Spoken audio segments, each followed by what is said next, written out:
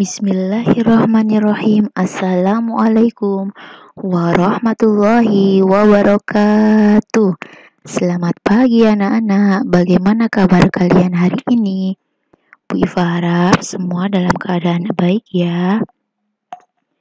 Nah anak-anak, pada kali ini kita akan belajar tentang mata pelajaran PPKN. Apa yang akan kita pelajari? Kita akan belajar tentang perilaku yang sesuai dengan sila-sila Pancasila. Sebelum ke materi, ayo anak-anak ingat nggak bagaimana bunyi sila-sila Pancasila? Yuk kita ucapkan secara bersama-sama bunyi sila-sila Pancasila. Bu Iva hitung 1 sampai 3 ya. 1, 2, 3. Pancasila. 1. Ketuhanan yang Maha Esa. 2. Kemanusiaan yang adil dan beradab. 3. Persatuan Indonesia. 4. Kerakyatan yang dipimpin oleh hikmat, kebijaksanaan dalam permusyawaratan perwakilan. 5. Keadilan sosial bagi seluruh rakyat Indonesia. Nah, anak-anak silakan perhatikan di situ ada gambar burung Garuda. Nah, kita akan sedikit belajar mengenai bulu pada burung Garuda. Jumlah bulu Garuda Pancasila melambangkan Hari Proklamasi Kemerdekaan Indonesia, yaitu tanggal 17 Agustus tahun 1945,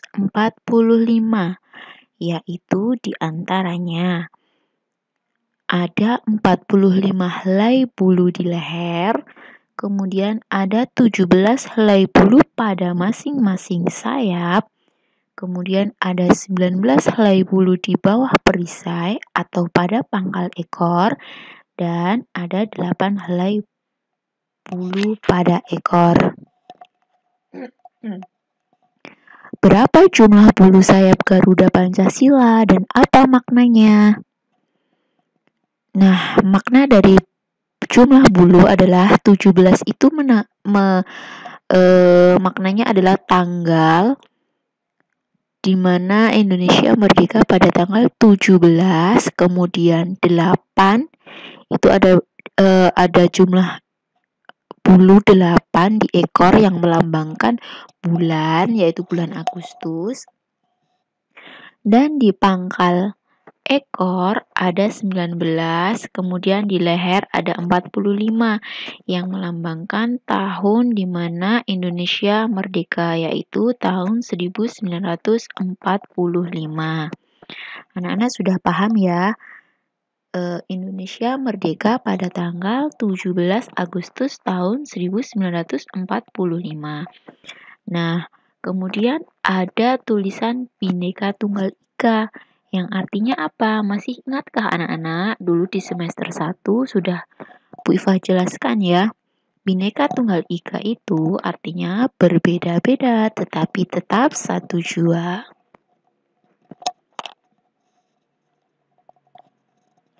Nah, sekarang kita masuk ke materi, perilaku yang sesuai dengan sila-sila Pancasila. Perilaku yang sesuai dengan sila pertama. Yang pertama adalah berdoa sebelum melakukan aktivitas. Bisa belajar sebelum belajar berdoa, sebelum makan berdoa, sebelum berangkat sekolah berdoa, dan yang lain sebagainya. Kemudian yang kedua adalah menghargai perbedaan agama. Jika kita mempunyai teman yang berbeda agama, kita harus menghormati perbedaan tersebut. Kita harus mempersilahkan teman beribadah sesuai dengan keyakinannya masing-masing. Kemudian yang ketiga adalah menjalankan ibadah sesuai kepercayaan yang dianut.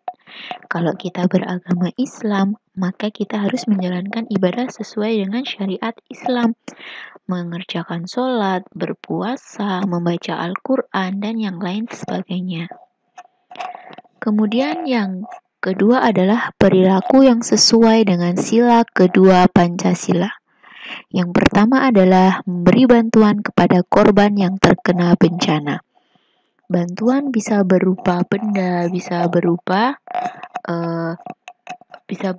bantuan bisa berwujud benda, contohnya makanan, kemudian baju, atau bantuan apa saja yang dapat kita berikan ke korban yang terkena bencana. Boleh tenaga kita juga bisa. Kemudian yang kedua adalah membantu ibu membersihkan rumah. Bisa menjaga adik juga, bisa membantu ayah, dan yang lain sebagainya. Kemudian yang ketiga adalah membantu teman yang terjatuh saat bermain. Contohnya misalnya anak laki-laki sedang bermain bola di lapangan. Kemudian salah satu dari teman mereka ada yang terjatuh. Apa yang akan kalian lakukan? Apakah kalian hanya melihatnya?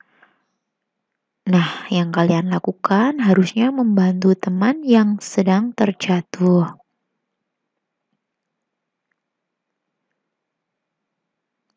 Lanjut ya anak-anak. Perilaku yang sesuai dengan sila-sila Pancasila, yaitu sesuai sila yang ketiga. Yang pertama adalah membantu adik dalam belajar. Apabila adik sedang kesulitan dalam belajar, alangkah lebih baik kita membantunya dalam belajar. Kemudian yang kedua adalah bergotong royong membersihkan halaman sekolah. Apa tujuannya bergotong royong? Bergotong royong bertujuan agar pekerjaan yang kita lakukan cepat selesai dan pekerjaan yang kita lakukan terasa ringan. Jadi, kita dapat berbagi tugas dalam menyelesaikannya. Kemudian yang ketiga adalah melerai teman yang berkelahi. Nah, anak-anak jika melihat teman yang berkelahi, apa yang kalian lakukan? Apa kalian hanya melihatnya saja? Boleh tidak? Ketika kita melihat teman kita yang berkelahi, seharusnya kita melerai. Kita nasihati teman kita agar tidak melakukan perbuatan yang tercela.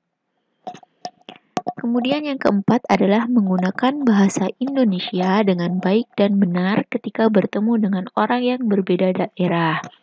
Kita harus menyapanya dengan bahasa yang sopan. Kita harus menggunakan bahasa yang baik. Kita tidak boleh menggunakan bahasa yang kasar.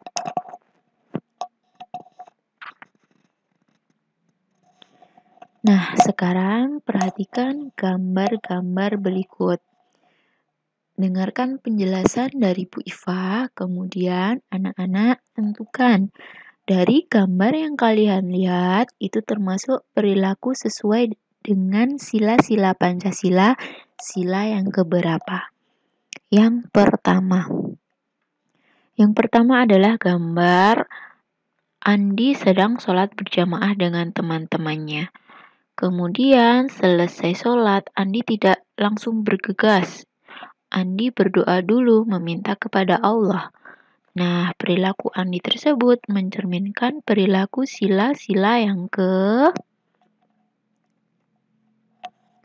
Kemudian gambar yang kedua. Ada kakak dan adik, Tono dan Siti. Nah, Tono dan Siti sedang bermain sepeda. Ketika sedang bermain sepeda, Siti, adik Tono, terjatuh. Kemudian Tono menolong Siti bangun dari sepedanya. Tono melihat kaki Siti terluka. Kemudian Tono membantu mengobati kaki Siti yang terluka. Nah, perilaku tersebut mencerminkan pengamalan Pancasila sila yang Kemudian yang ketiga. Yang ketiga adalah gambar menjenguk orang sakit. Itu Doni sedang sakit. Nah, teman-temannya datang untuk menjenguk Doni. Maksud dan tujuan teman-temannya menjenguk adalah memberikan doa untuk Doni agar Doni segera sembuh dan memberikan semangat untuk Doni agar cepat pulih.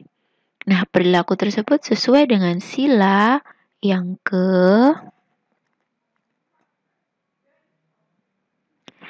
Gambar yang keempat. Di gambar yang keempat, ada perbedaan agama di antara teman-teman. Ada yang beragama Islam, ada yang beragama Kristen, ada yang beragama Buddha, Hindu, dan yang lain sebagainya. Tapi dari masing-masing mereka menghargai perbedaan agama tersebut. Mereka beribadah sesuai dengan keyakinannya tanpa mengganggu yang lainnya. Nah, perilaku tersebut mencerminkan sila Pancasila, sila yang Kemudian yang gambar yang kelima. Gambar yang kelima adalah gotong royong. Ada yang membuang sampah, kemudian ada yang mencangkul. Nah, dari gambar yang kelima tersebut menunjukkan bahwa gotong royong tersebut sesuai dengan sila-sila Pancasila, sila yang